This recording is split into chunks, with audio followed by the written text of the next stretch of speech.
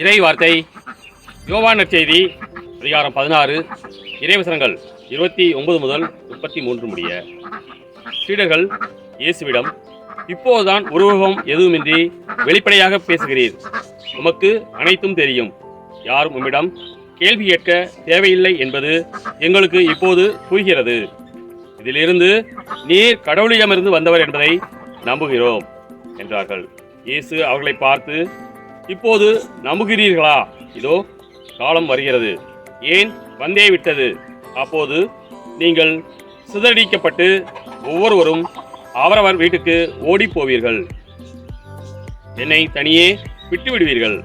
ஆயினும் நான் தனியாய் இருப்பதில்லை, தந்தை என்னோடு இருக்கிறார்.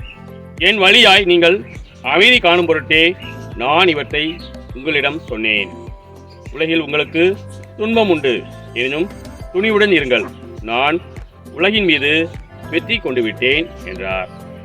கிறிஸ்துவின் நற்செய்தி.